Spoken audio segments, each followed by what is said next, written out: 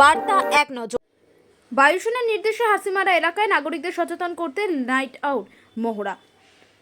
এদিন সন্ধ্যা নাগাদ এলাকার সমস্ত লাইট বন্ধ করে মহড়ায় অংশ নিলেন এলাকার বাসিন্দারা। জানা গেছে, এদিন হাসিমারা বায়ুসেনার তরফ থেকে স্থানীয় ব্যবসায়ী সমিতি, রেল দপ্তর এবং এলাকার জনপ্রতিনিধিদের নিয়ে একটি বৈঠক আয়োজিত হয়। এই বৈঠকে তাদের মহড়ার বিষয়ে জানানো হয়। আচমকা ঘন ঘন সাইরেন বাজিয়ে লাইট অফ করলে সাধারণত নাগরিকেরা যেন আতঙ্কিত না হন সেই বিষয়ে তাদের অবগত করার নির্দেশ দেয় বায়ুসেনা। সেই নির্দেশ মতো এদিন সন্ধ্যা নাগাদ হাসিমারা বায়ুসেনা সংলগ্ন এলাকায় আচমকায় লাইট বন্ধ হয়ে যায়।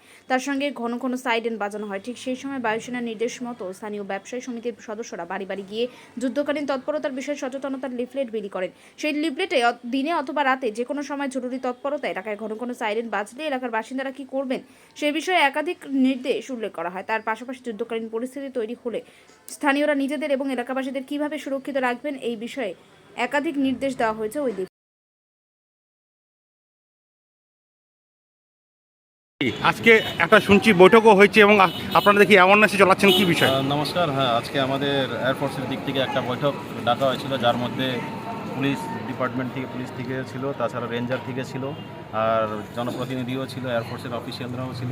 সেই বৈঠকের মধ্যে যেই ডিসকাশন আমাদের সামনে তুলে ধরা হয়েছে কি যেরকম এয়ার স্ট্রাইক পাকিস্তানে হয়েছে, তার জন্য যে মক ড্রিল আমাদের এখানে 1971-এর পরে তো ওরকম হওয়ার সম্ভাবনা আজ পর্যন্ত হয় নাই। এই জেনারেশন জানে না মক ড্রিল কী জিনিস।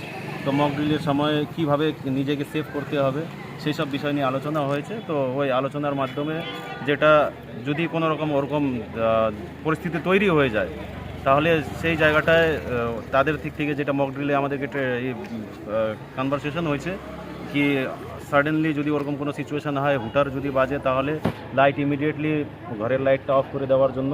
তো আমরা যার জন্য আজকে অ্যাওয়ারনেস প্রোগ্রাম করতেছি, আর অ্যাওয়ারনেস প্রোগ্রামের মাধ্যমে এই লিফলেটটাও আমরা বিলি করতেছি, যার মধ্যে লেখা আছে during air red from enemies siren will be sounded without wailing sound for 2 minutes. 2 মিনিটের জন্য একটা হুটার বাজবে। ওই 2 মিনিটের যদি হুটার বাজে, যে হুটারটার সাউন্ড নিচের থেকে যদি উপরের দিকে যায়, তাহলে নিজেকে সেফ শেল্টার নিয়ে নিতে হবে কোনো জায়গায়, সেফ জায়গার মধ্যে। আর যদি লং টাইম যদি এই হুটারের সাউন্ড থাকে, 3 মিনিটের উপরে যদি এই হুটারের সাউন্ড কন্টিনিউ একই ফ্লোর মধ্যে যদি থাকে, তাহলে আমরা সেফ জোনে আছি, ওরকম কোনো টেনশনের দরকার নেই। কিন্তু ওই 2 মিনিট যদি হুটারের সাউন্ড যদি নিচের থেকে উপরের দিকে যায় বা উপরের থেকে নিচে আসে, তাহলে এটা বুঝতে হবে কি আমাদের কোনো পরিস্থিতি অনিয়ন্ত্রণে আছে।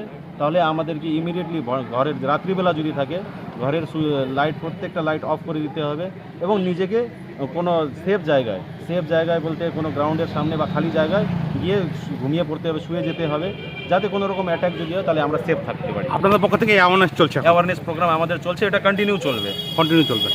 আপনার নাম? আমার নাম আনন্দ চন্দ্র।